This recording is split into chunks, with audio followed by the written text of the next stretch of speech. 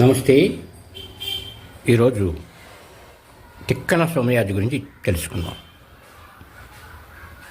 తిక్కన సోమయాజి మహాభారతాన్ని తెలుగులో పూర్తి చేసిన మహాకవి. ఆయన వాణిశుడు, కవిబ్రహ్మ, ఉభయ కవిమిత్రుడు అని కూడా బిరుదునామాలతో పిలుస్తూ ఉంటారు. గుంటూరు మండలంలో 6,000 నియోగి కుటుంబాల సమూహంలో భాస్కర మంత్రి కుటుంబం ఒకటి. వీరి మూలస్థానం కృష్ణా జిల్లా వెల్లటూరు. ఇంటి పేరు కొట్టురువు. తర్వాత పాటూరుతో ఉన్న పాలనా సంబంధం వల్ల పాటూరుగా మారింది. భాస్కర మంత్రి చందోలుని పాలించిన పృథ్వీశ్వరుని వద్ద మండలాధికారిగా చేస్తుండేవాడు. ఆయన భార్య కొమ్మమాంబ. వీళ్ళకి 4 కొడుకులు: కేతన, మల్లన, సిద్ధన, కొమ్మన. వీరిలో సిద్ధన కుమారుడు ఖడ్గతిక్కన. ఈ కథ తర్వాత మళ్ళీ ఇంకొక వీడియోలో చెప్పుకున్నాం.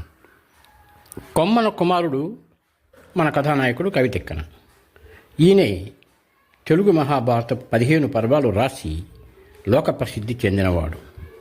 ఆయన కవిత్వ విశేషాలు అది వేరే సబ్జెక్ట్ కాబట్టి ఆ చర్చ జోలికి పోక కేవలం జీవిత విశేషాల గురించి మనం చెప్పుకుందాం. కొమ్మనికి అన్నాంబ యందు పుట్టాడు తిక్కన. 1206లో చందోలు రాజు పృథ్వీశ్వరుణ్ణి నెల్లూరు ప్రభు చోడ తిక్కరాజు ఓడించడంతో పృథ్వీశ్వరుడు పారిపోయాడు. అప్పుడు ఆశ్రయం కోల్పోయిన కొమ్మన గుంటూరు సీమ నుంచి నెల్లూరు సీమ చేరాడు. కారణం ఏంటంటే ఈ భాస్కర మంత్రి కుటుంబంలో చాలామంది, ముఖ్యంగా ఈయన అన్నగారు సిద్ధన అంటే ఖడ్గతిక్కన తండ్రి, నెల్లూరు ప్రభు తిక్కరాజు దగ్గర మంత్రిగా ఉండేవాడు. ఇప్పుడు ఈ కుటుంబం కూడా నెల్లూరు చేరింది. ప్రభు ఆశ్రయం లేనిదే వీళ్ళు రాణించలేరు కదా. తిక్కన కూడా అదే కాలంలో నెల్లూరులో పుట్టి ఉండాలి. బహుశా ఈయన 1205లో పుట్టాడని అంటారు. కరెక్ట్ డేట్ ఆఫ్ బర్త్ తెలియదు ఎవరికి. భాస్కర మంత్రి యొక్క పెద్ద కుటుంబంలో బాగా పేరు తెచ్చుకున్న వాళ్ళు మనం చెప్పుకున్న ఈ 2 తిక్కనలే. తిక్కరాజు అనేవాడు నెల్లూరు రాజధానిగా కడప, చిత్తూరు, చెంగల్పట్టులో కొంత భాగం పాలిస్తూ ఉండేవాడు. అసలు ఈ తిక్క అనే శబ్దం ఎలా వచ్చింది అంటే, శ్రీకాళహస్తీశ్వరుడిని తమిళ్లో తిరుకాలత్తి అంటారు. ఆ పదం నుంచి పుట్టిందే ఈ తిక్క, తిక్కన, తిక్కరాజు వగైరా. మనం కోస్తాలో అలాంటి పేర్లు చూడం. తిక్కన చిన్నప్పుడే తండ్రి కొమ్మన మరణించాడు. అప్పుడు తిక్కన పెద్ద తండ్రి సిద్ధన వద్దే పెరిగాడు. పండిత కుటుంబం కాబట్టి వేద పురాణ ఇతిహాసాలు, సంస్కృతాంధ్రాలు తిక్కనకి కరతాళమాలకంగా అయిపోయాయి. తిక్కరాజు 1240లో చనిపోగా అతని కొడుకు మనమసిద్ధి నెల్లూరుకి రాజు అయ్యాడు. తిక్కన తన కుటుంబీకులందరూ పెద్ద పదవుల్లో ఉంటానా వైభవోపేతమైన జీవితం గడిపే తన జీవితం సాధించాడు. దేనికి లోటు లేదు. చాలా అందగాడు, ఆజానుబాహు, అరవింద దళాయతాక్షుడు అని తర్వాత కవులు కొందరు తిక్కన గురించి ప్రస్తావించారు. ప్రభువు మనమసిద్ధి వీరుడు అయినా ఆయనకి చాలా రాజకీయ ఇబ్బందులు ఎదురయ్యాయి. తిక్కన ఆయనకి బాగా సన్నిహితంగా మెలిగేవాడు. మనమసిద్ధి తిక్కనను మామ అని పిలిచేవాడట. 1247 ప్రాంతంలో అక్కనా బయ్యననే 2 మనమసిద్ధి దాయాదులు ఉన్నట్టుండి మనమసిద్ధిపై దాడి చేసి ఓడించి తరిమేస్తే ఆ మనమసిద్ధి కందుకూర దగ్గర, పెంట్రాల కోట దగ్గర రహస్య జీవితం గడిపాడు. రాజుకు వచ్చిన ఈ కష్టం చూసి తిక్కన రంగంలోకి దిగాడు. ఆ కాలంలో ఊరుగలుని కాకటి గణపతి దేవుడు అని ఆయన పాలిస్తుండేవాడు. అంటే రుద్రమదేవి తండ్రి అన్నమాట. ఆయన్ని దర్శించాడు తిక్కన. గణపతి దేవుడు కూడా తిక్కనకు ఎదురేగి గొప్ప స్వాగతం పలికి గౌరవాసనం ఇచ్చి తాంబూలాది సత్కారాలు చేసి కూర్చోబెట్టాడు. ఆ తర్వాత రోజుల్లో తిక్కన చెప్పిన రాజనీతి విషయాలు, పురాణదేశ విశేషాలు, రామాయణం, భారత విశేషాలు గణపతి దేవుడు రోజుల కొద్దీ విన్నాడు. అప్పుడు ఆ కాలంలో హనుమకొండలో జైనం బాగా ఉండేది. వారి గురువులని తిక్కన ఓడించి పారిపోయేలాగా చేశాడు. ఆ తర్వాత తిక్కన తన మనసులో మాట గణపతిదేవునితో అన్నాడు.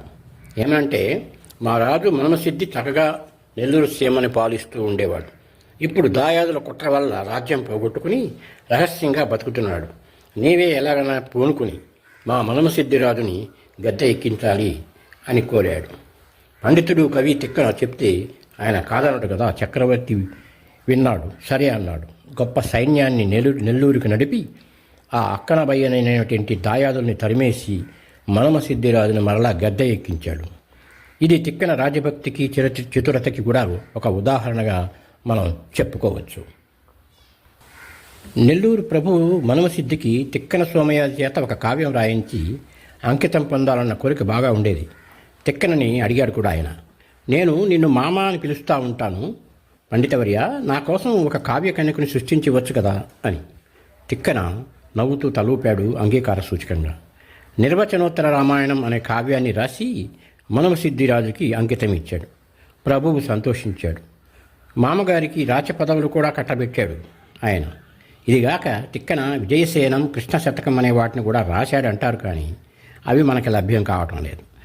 అయితే నిర్వచనోత్తర రామాయణం ఏ కారణం వల్ల గొప్పగా ఉన్నప్పటికీ ప్రచారంలోకి రాలేదు. బహుశా నారికేళ పాకంలో ఉంటానా అని కొందరు అంటూ ఉంటారు. తిక్కన మొదట్లో శివభక్తుడైనా తర్వాత శివకేశవుల పట్ల అభేదం చూపాడు. తన ఇంటి దాపుని ఒక హరిహరనాథుని దేవాలయం ఉండేది. దాన్ని ఆ గుడి దగ్గరికి వెళ్ళి హరిహరనాథుని ఆయన పూజించేవాడు. ఆయనకే అంటే హరిహరనాథునికే తన తర్వాతి కాలంలో రాసినటువంటి మహాభారతాన్ని కూడా అంకితం ఇచ్చాడు.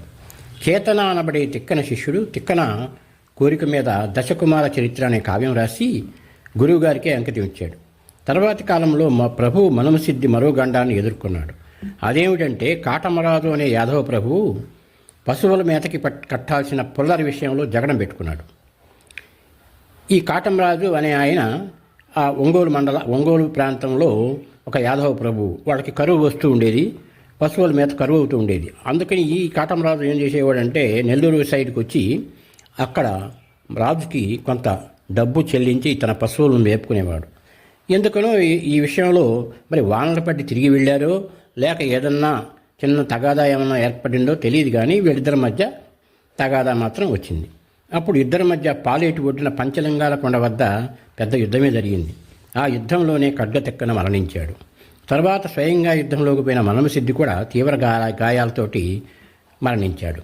నెల్లూరు కాకతీయుల పరమైంది. కాకతీయ సేనాని నాగదేవుడు గద్దె ఎక్కాడు.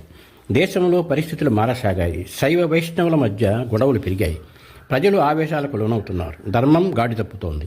ఇప్పుడు ప్రభువు మరణించి కృంగిపోయి వైరాగ్యంలో పడ్డ తిక్కనకి ప్రజలను ఈ వైషమ్యాలకు దూరం చేసి ధర్మ ప్రమోదం, ఆనందం కలిగించేటువంటి ఒక కృతి రాసి అందించాలన్న సంకల్పం కలిగింది.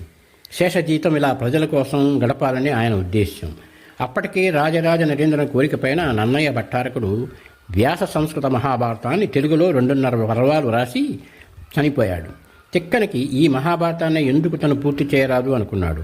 అదొక సంపూర్ణ జీవిత కథ. దాంట్లో ధర్మం, అధర్మం, దుఃఖం, సుఖం, నవరసాలు ఉన్నాయి. అయితే తిక్కన నన్నయ్య గారి సగంలో వదిలేసిన అరణ్య పర్వపు సగభాగం తాకలేదు. 4వ పర్వం నుండి 18వ పర్వం వరకు అంటే 15 పర్వాలు అమోఘంగా రాసి మహాభారతాన్ని పూర్తి చేశాడు. తను రాసిన భాగాలు 16,457 పద్యాలతో ఇమిడ్చేశాడు. ఈ కావ్యాన్ని హరిహరనాథునికి అంకితం ఇచ్చాడు. తిక్కన గారికి యజ్ఞాలు చేయటం అంటే ఇష్టం. పాటూరు సిద్ధేశ్వరాలయంలో 1253లో తొలిసారి యజ్ఞం చేశాడు. ఇది చేసాకే మహాభారత రచన మొదలుపెట్టాడు. తిక్కన దాదాపు 11 సార్లు యజ్ఞాలు చేశాడని చెప్తారు. తిక్కనికి కవి బ్రహ్మ, ఉభయ కవిమిత్రుడు అని బిరుదులున్నాయి. ఈయన కవిత్వంలో 3వ వంతు తెలుగు, పావువంతు మాత్రమే సంస్కృత పదాలు ఉండటం విశేషం. పద్యం వింటుంటే దృశ్యం కనబడేలా చేయటం ఆయనకి వెన్నతో పెట్టిన విద్య. ఆయనకి ఒక పద్యాన్ని బాగుంటే తనకు నచ్చితే మరలా ఇంకొకసారి వాడే అలవాటు కూడా ఉంది. ఆయనకి 3 శిష్యులు ఉండేవారు: కేతన, మారణ, గురునాథుడు. గురునాథుడి విషయంలో ఒక కథ ప్రచారంలో ఉంది. అదేంటంటే, తిక్కన కావ్యం చెప్పడం మొదలు పెడితే ఆపకుండా పద్యాలు చెప్పడం అనేది పద్ధతి. ఆయన చెబితే గురునాథుడు అంతే వేగంతో రాసేవాడు. తిక్కన ఒకసారి శల్య పర్వంలో ఒక పద్యం చెబుతుండగా కొంత చెప్పి తర్వాత ఏ పదంపై వేయాలో అని ఊహకందక ఆపాడట. గురునాథుడు తిక్కన వైపే చెప్పండి గురుదేవా అన్నట్టు చూస్తున్నాడట. తిక్కన ఏమి చెప్పుదు గురునాథ అన్నాడట. గురునాథుడు అది తనని ఉద్దేశించి అన్నట్లుగా భావించగా ఆ మాట కూడా పద్యంలో భాగమే అనుకుని రాశాడట. కురునాథ అనే దాన్ని సంధి కలిపితే గురునాథ అయి పద్యం సముచితంగానే ఉంటానా, తిక్కన దాన్ని అలాగే ఉంచమన్నాడట. గొప్ప కవి పలికే ప్రతిపదం కూడా విలువ పొందే ఉంటుంది. మహాభారతం తెలుగున రాసేటప్పుడు వ్యాసుడిని మక్కి దింపలేదు తిక్కన. దాన్ని ఇంకా తన సొంత సృజనతో మెరుగుపరిచి రాయడం జరిగింది.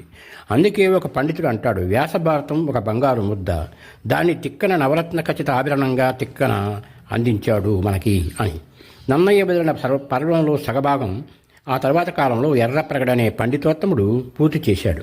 ఆయన తిక్కన గురించి ఇలా చెప్పాడు: తిక్కన వలె కవితా సృష్టి మరొకరు చేయలేరు, ఆయన నిజంగా కవి బ్రహ్మ అని అన్నాడు ఆయన. ఇలా తిక్కన సోమయాజి తెలుగు మహాభారత రచన ద్వారా చిరస్మరణీయుడయ్యాడు మనకి. విన్నారు కదా తిక్కన సోమయాజి జీవితం. మరొకసారి ఇంకొక అంశం తీసుకొని మీ ముందుకు వస్తాను. Thank you. నమస్తే.